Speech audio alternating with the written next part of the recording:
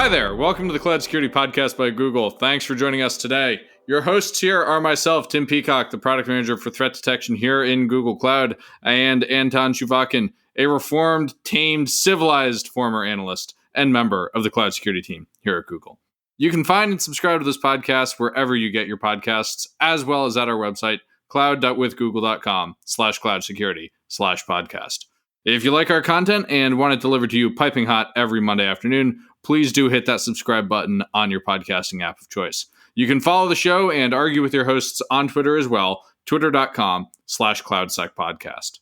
Anton, we've got a really fun follow-up to last week's episode talking about email security again, but from kind of a different angle. It's interesting how for many security professionals, email security sounds like a problem we solved because they think for spam, then they think, malware sent through email. And somehow the reactions I get if I say, oh, such and such is innovating in email security, people look at me funny and say, oh, but isn't it solved? And of course, phishing is not solved. But to me, email security is also not solved, not for good. It's as if people are thinking about email as a network security problem rather than an application security problem. Or a data security problem. Yeah. So with that, let's turn it over to Ryan. Ryan, by way of introduction, is the CEO of Material Security and has had a long career in the security industry, which he will describe as we go through the show. So Ryan, when we think about traditional email security, what comes to mind to me is, an iron port or something like that, maybe the Gmail work on anti-phishing. You guys are well beyond that. So what are you all up to? Email security is sort of a subset of network security in most people's mind. Mm-hmm. Messages coming and going, like just more datagrams that must be thoroughly scanned and held and whatever. But, we kind of treat it more like an AppSec problem and a little bit less like a NetSec problem. So, the analogies are always like fun, like a TSA agent or a bouncer that can't go in front of the club or whatever, right? When you have cloud email, you have APIs. Like the A in API is application. So you can start to think about email more as like, well, how do people use it? Like, what do they do with it? What are you actually worried about? And less like I must defend the universe against the malicious incoming email, or I must keep the company's secrets safe because clearly everyone is always forwarding things. And that's the only way that data ever gets lost, right? The only way. It's a lot less about data coming and going. Yeah. And a lot more about emails and application. That sounds broad. Like, obviously we have lots of stuff on the website, but even things like, oh, wow. Yeah. Like email is the identity layer of the internet. So like if you have my email, you can go and do password resets and take over my whole life, right? Things like that. So it's like, what do people do after they compromise email? That's sort of our kind of guiding philosophy. What are you actually worried about in the application itself? And a little bit less like just the traditional firewall thing. So this kind of starts from a place of assuming that access to the inbox has been achieved by an adversary. If I have like good hardware two-factor and I've got good lockout reset on all of my accounts, do I need material security at that point? The broad way of thinking, like, for example, might be what does someone do after they compromise a mailbox? But if you want to kind of go beyond firewalls and get into this like zero trust nirvana, you have to ask the question of like, just because X happened, like Y doesn't happen. And so one of the most famous ones with emails, somebody got in my email, what do they want to do? But there's a lot of other kind of, when we're designing our product, like assume X, what does that imply about Y? So the threat model that you're talking about, where like someone is literally in the mailbox, that corresponds obviously to the kind of traditional John Podesta, Sony Pictures, like even honestly, SolarWinds and Hafnium are attacks against email inboxes that don't involve phishing. Mm-hmm. There's plenty of ways to break into somebody's account, besides just credential stuffing their, non-MFA'd account. So, even things like someone's an employee and they work at the company and they have a very, very, very tall, mailbox with lots and lots of stuff in it, and they decide to misuse it one day, right? There's a lot of different threat models that start with the bad guy in the mailbox. There's always fun ones of like, you left your laptop open at Starbucks and you were a VIP, and that person who's, watching your laptop is not really watching your laptop, or maybe they're watching it a little too closely. Mm-hmm. OAuth phishing is like a thing. Yep. The Google Docs were in 2017. Thankfully, it's a little bit harder to register a Google client secret these days to get, restricted scopes. But the point is there's a lot of ways to break into mailboxes. Like, you compromise an endpoint. The first thing you do as an attacker usually is like open up email, because if you have the endpoint, like the sessions are really, really, really long. You see all sorts of variants of this. browser extensions that can read the DOM. You see this, people attack email with that because Gmail is a pretty thick web client. And if you have DOM access, you can do a lot of message interception and reading. Resilience in a threat model implies, okay, like someone is actually here. Like, what do they want? And so that's kind of our favorite model. Our product at this point does a lot of stuff. So that's a resounding no. That's a really resounding no to, if I have two-factor, I don't need this. This is an answer of, there's a gajillion ways to get in, there's a gajillion threat models, and even from somebody who's legitimately signed in, that inbox, still, in a good, thoughtful, zero-trust world, we should be thoughtful about what they're doing. Yeah, broadly speaking. I mean, there's no silver bullets in any direction in security. So shoot, I thought we'd finally found one. Yeah, no, I mean, that doesn't mean you shouldn't go and get a FIDO key and, get 10 of them and use them as earrings that you can take off and authenticate to your personal Gmail account with. But you definitely shouldn't assume that, you're safe now, because the consequences are pretty disproportionate. So it's always worth it for the bad guy to get in your email, because the sheer number of things that they can know and do, and just the amount of money you can steal, all the eggs are in kind of one big basket in most of these organizations. And so you're never done. You're never done. Have you seen Orz's Titan key earrings? Oh, no.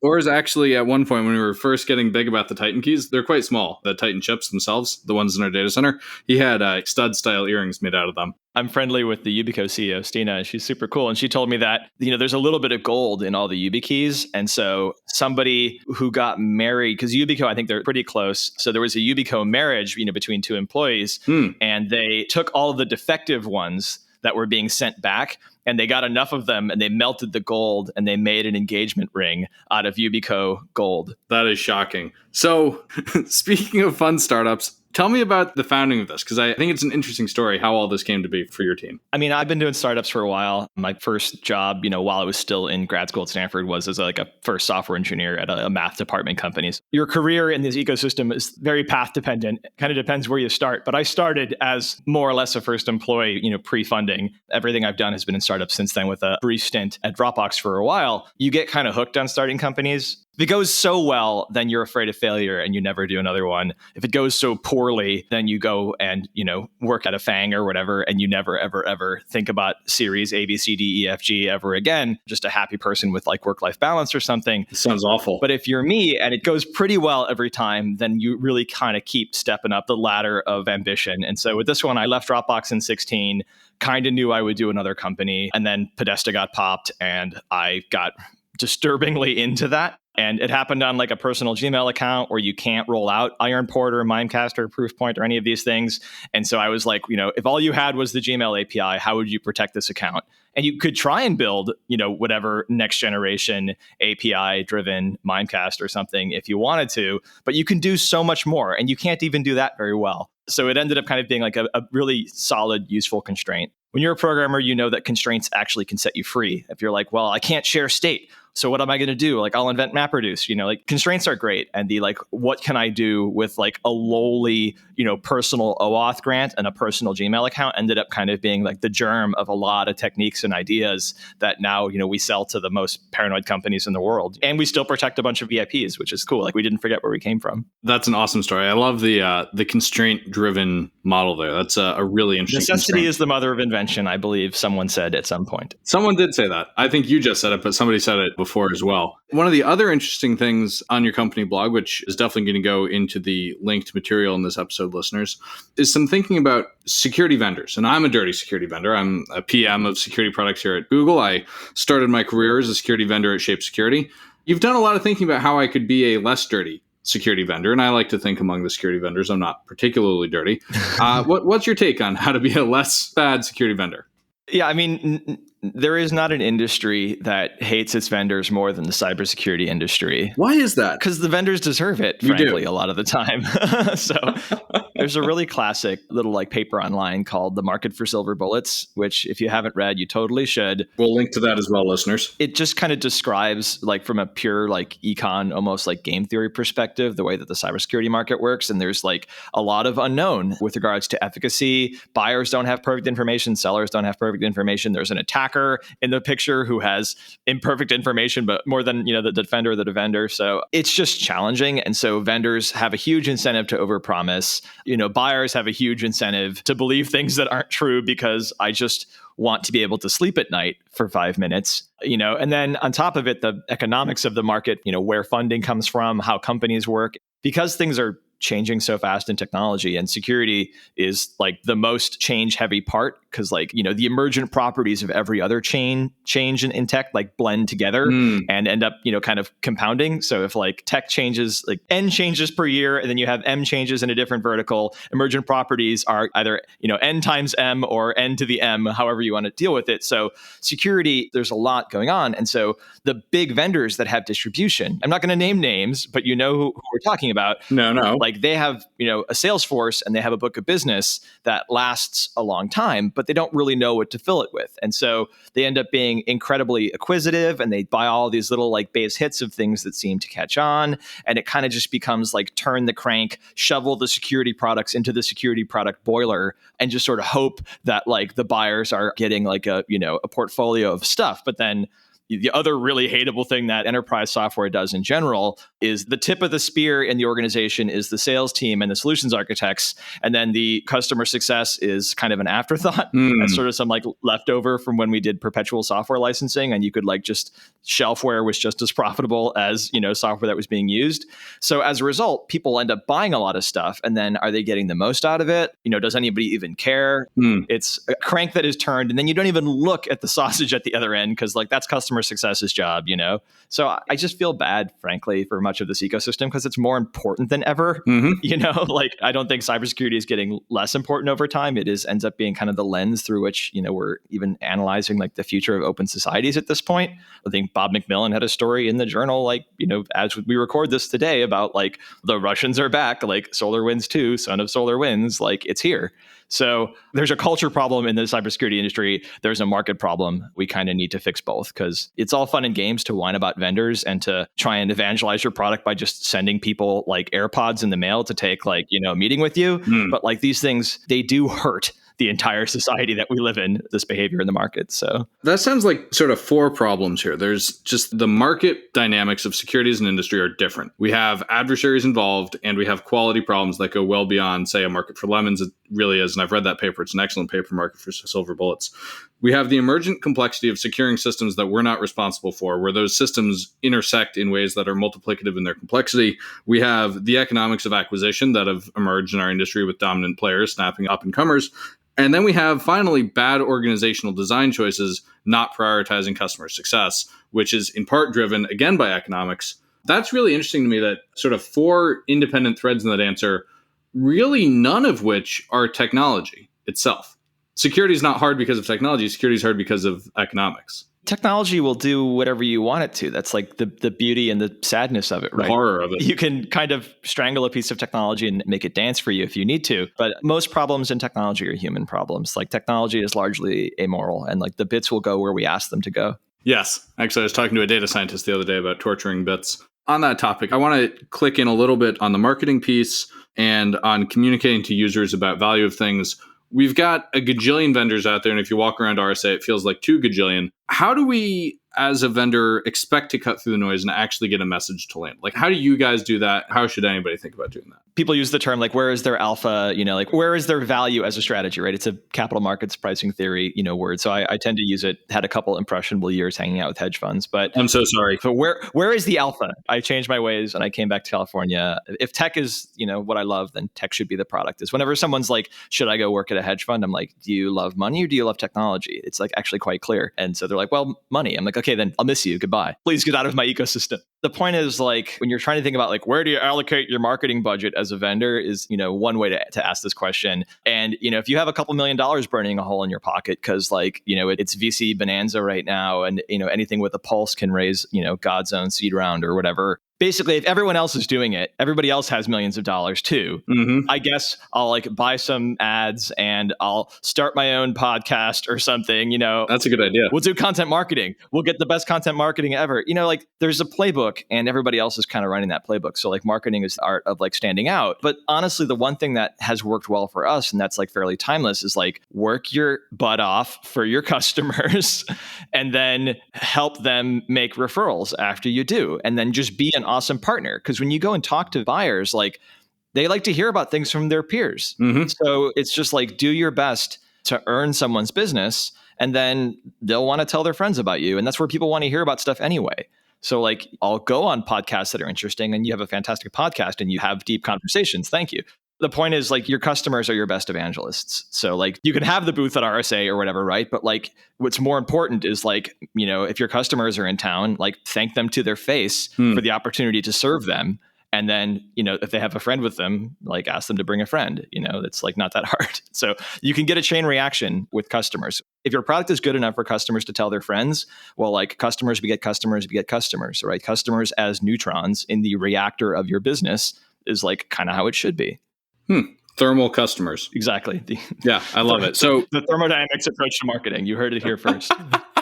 This is going to end up as a very wide-ranging episode, but I love that answer because when I was at Shape, one of our goals was not just to have happy customers, but was to get our buyers promoted. And we found that in cases where like we're really knocking it out of the park, really solving the problem for the user, not only was the company happy, but the individual who ended up purchasing us and who was our champion, if they got promoted, they were our champion, not just internally, but externally as well. I don't think this is even cynical, but it's like enterprise software exists to get the person that bought it promoted. Yeah. You know, obviously like modular organizational incentives and whatever. But like in an ideal world, that for me feels like honest work. Like enterprise software can be honest work. It's like a thing you have to explain to people.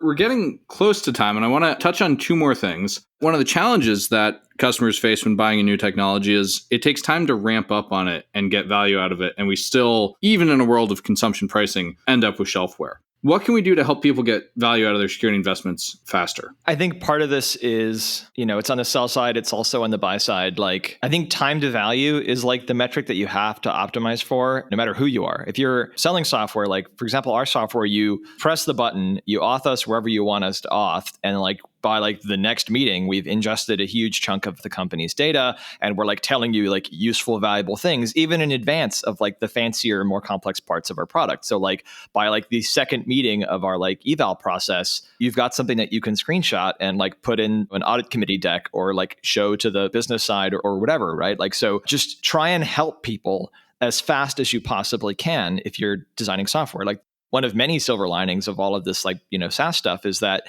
it's easier than ever to connect and integrate with things. And whenever someone's like giving me the grand master plan for their company, I'm like, how can you deploy it faster? How can you show value faster, right? You know, when you're performance profiling a page, you have time to interactivity, right? You have TTI. If you're performance profiling your sales strategy, like you really want to have a lot of value quickly. Like, don't make them wait for 6 months to see the value. Like, how about next Tuesday, right? Or instantaneously, whatever you can. You just want to have a very clearly, crisply valuable wedge for your product. And then obviously some parts are more complicated. Some parts, you know, require to read the manual or something, right? But like, make it as easy as you can. Like Google and Microsoft have done a great job of, you know, making these like really solid platforms that you can build on top of. And they've lowered the bar for integration to the extent that you can just make the customers glad that they're working with you faster than anybody else. As a buyer, demand this. You're like, I need to see value quickly. Like when you're dealing with vendors, that makes it a lot easier. Like a lot of these things are very momentum driven. Once you get into a rhythm of providing value to the customer, like it's hard to stop and everyone's very glad. That makes a lot of sense. So one more question, and kind of related on the time to aspect. A lot of security products require a lot of time to get value out of them. How do we fix that? I mean, a part of it's how they're designed, right? Like the prototypical security product, you turn it on and it's an empty thing and it says, press here to create something you would like to alert on or whatever. Yeah, right. And every time you press that button, you're just, you know, ruining your life a little bit more. So it's a lot of it's how they're designed. My co-founder, Abhishek, is a very smart guy. And one of the blog posts on our site is a reprint of something that got printed, I think, in Fortune, where he's just like, how to design security products that don't require like tremendous amounts of babysitting and by proxy setup. It's part of honestly why the talent shortage is so bad in security, because it's a supply and demand thing. The supply of people is, you know, challenging, and the demands of the security products, not just the teams and management, right? But the demands of like, hi, if you want to use this, you need to stare at it and like configure it and spoon feed it and tweak it constantly. the products are needy. So the same like kind of consumerization of IT, like I don't want to think about it. Let me turn the demarc button on. Yeah, right. Like things like that used to be really, really hard that have been abstracted away and are made easy. Don't forget the designer and don't forget the PM when you're designing a security product. Use the data that you have access to. I'm a big fan of every security product should be at least a third, if not a half, an analytics product.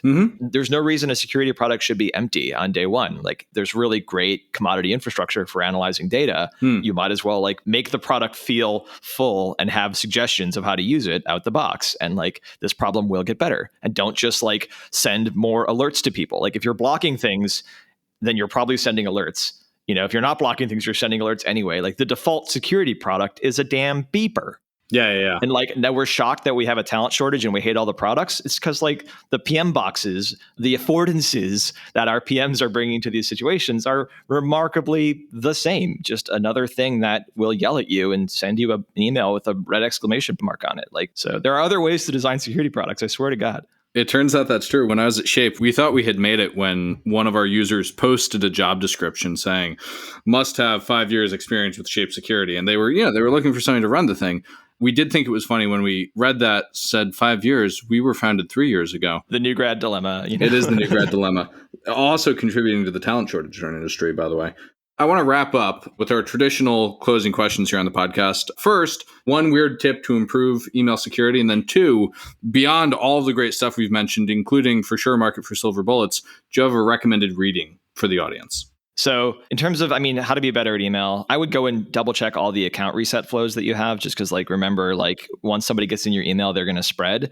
Most apps, shockingly, don't give you a non-email oriented way to reset them. But if you can, go and double check those, because people think oh, cool, I've got my SMS two-factor, blah, blah, blah, blah, blah, blah, blah. But then email is still a single point of compromise for you. And if someone goes and password resets everything, Twitter doesn't support SAML. If anyone, Twitter is listening, it's my standard canard of just please roll out SAML. I don't care how, I'll pay for it at the company level.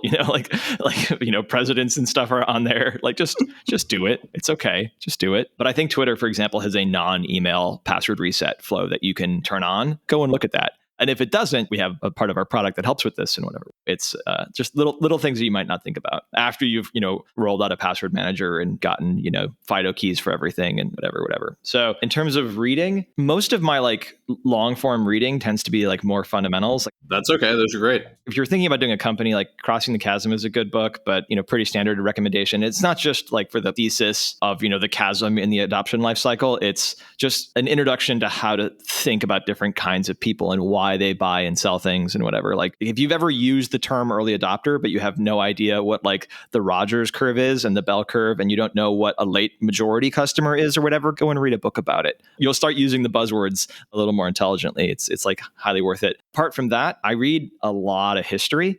So if you have, 20 years to spend, I highly recommend, Will Durant's Story of Civilization books. They're old, but they're timeless, and it's just beautiful writing on the human condition. So I either take a very short view of things or I take a very long view of things. So, well, that's a fantastic answer. Ryan, thank you so much for joining us today. This was a super enjoyable conversation. Yeah, thanks for having me on. And now we are at time. Thank you very much for listening and, of course, for subscribing. You can find this podcast at Google Podcasts, Apple Podcasts, Spotify, or wherever else you get your podcasts. Also, you can find us at our website, cloud.withgoogle.com/cloudsecurity/podcast. Please subscribe so that you don't miss episodes that come out every Monday. You can follow us on Twitter, twitter.com/cloudsecpodcast. Your hosts are also on Twitter at twitter.com/cloudsecpodcast. Your hosts are also on Twitter, Anton_Chuvakin and _Tim Peacock. Tweet at us, email us, argue with us, and if you like or hate what we hear, we can invite you to the next episode. See you on the next Cloud Security Podcast episode.